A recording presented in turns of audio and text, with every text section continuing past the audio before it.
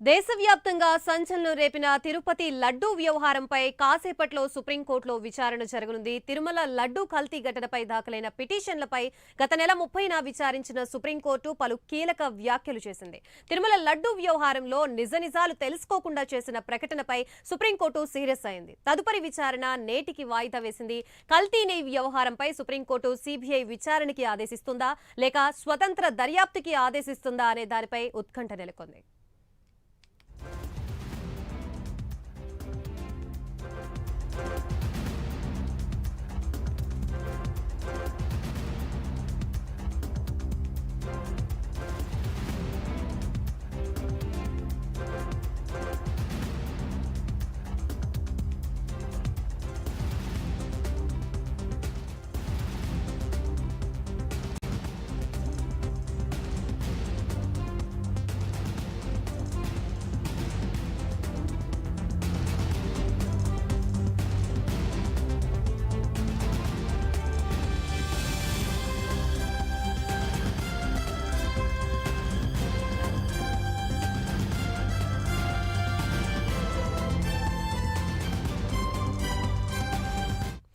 దేశవ్యాప్తంగా సంచలనం రేపిన తిరుపతి లడ్డూ వ్యవహారంపై కాసేపట్లో సుప్రీంకోర్టులో విచారణ జరగనుంది.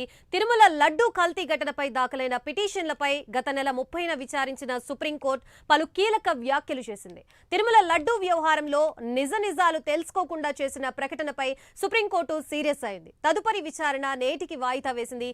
కల్తీ నెయ్యి వ్యవహారంపై సుప్రీంకోర్టు సిబిఐ విచారణకి ఆదేశిస్తుందా లేక స్వతంత్ర దర్యాప్తుకి ఆదేశిస్తుందా అనే దానిపై ఉత్కంఠ నెలకొంది.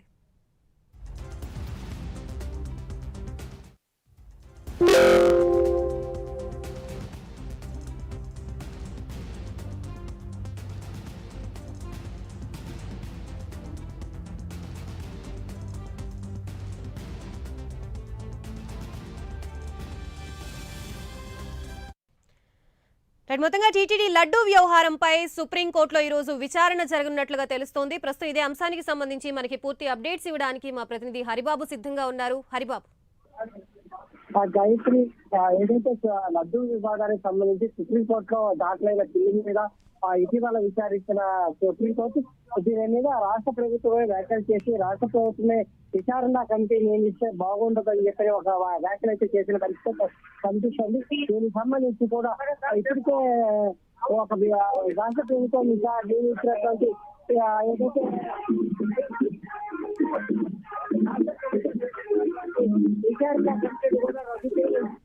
విచారణ కమిటీ కూడా ప్రస్తుతానికి రద్దు చేసింది. దీని మీద కూడా ప్రస్తుతం ఇప్పుడు విచారణ జరిపి సోలిసిటర్ జనరల్ అభిప్రాయాలు తీసుకొని దాని ప్రకారంగా సుప్రీంకోర్టు నిర్ణయం తీసుకునే అవకాశం ఉంది. సుప్రీంకోర్టు నిర్ణయానికి అనుగుణంగా కూడా రాష్ట్ర ప్రభుత్వం చెట్టుపార విచారణ చేయించాలా, సిబిఐ ద్వారా చేయించాలనే దాని మీద ఒక క్లారిటీకి వచ్చే అవకాశం ఉంది. Gayatri, right, thank you Haribabu.